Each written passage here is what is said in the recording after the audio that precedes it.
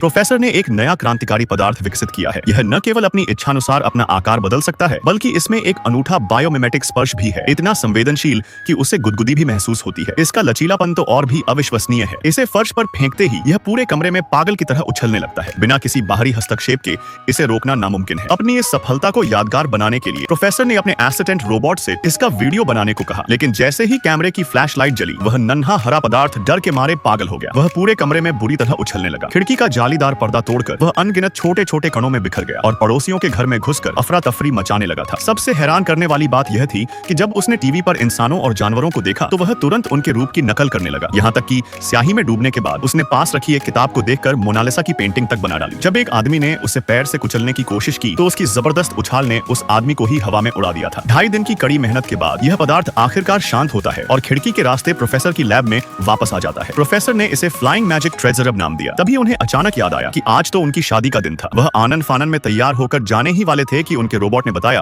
कि शादी तो कल ही खत्म हो चुकी है। अब शनिवार के सुबह के 6:30 बज रहे थे। प्रोफेसर तुरंत स्कूल पहुंचे, जहां उनकी मंगेतर प्रिंसिपल थी। उनसे माफी मांगी। उन्होंने समझाने की कोशिश की कि वह इस नए पदार्थ को बनाने में व्यस्त थे जो स्कूल की आर्थिक स्थिति सुधार सकता है, लेकिन उनकी मंगेतर, जो पहले भी 3 बार शादी टूटने का दर्द झेल चुकी थी, उन्हें माफ करने के मूड में नहीं थी। खुद को साबित करने के लिए प्रोफेसर ने अपनी कार के इंजन में उस जादुई पदार्थ को फिट कर दिया। एक्सीलेटर और क्लच के तालमेल से उन्होंने एक ऐसी फ्लाइंग कार बना ली जो सीधे ऊपर उड़ सकती थी। जब वे अपनी मंगेतर के घर पहुंचे तो उन्होंने देखा कि एक अमीर आदमी उन्हें चूमने की कोशिश कर रहा था। हालांकि मंगेतर ने उसे मना कर दिया, जिससे साफ था कि वह अब भी प्रोफेसर से प्यार करती है। मगर जाते समय उसने प्रिंसिपल के सामने एक शर्त रखी, अगर कल स्कूल की बास्केटबॉल टीम मैच जीत गई तो मैं स्कूल खरीदने का इरादा छोड़ दूंगा, लेकिन अगर वे हार गए तो तुम्हें मेरे साथ छुट्टियां बितानी होंगी। उसी रात प्रोफेसर रोबोट से कहते हैं कि उन्हें स्कूल बचाने का रास्ता मिल गया है, और वो रास्ता है स्कूल की बास्केटबॉल टीम को मैच जिताने में मदद करना। सबसे पहले वो बास्केटबॉल पर एक खास रासायनिक घोल छिड़कते हैं, जिससे वह किसी जादुई चीज की तरह इधर उधर उड़ने लगती है। फिर वो अपने पैरों पर भी वही घोल छिड़कते हैं, लेकिन नतीजा ये होता है कि एक हल्की सी उछाल के बाद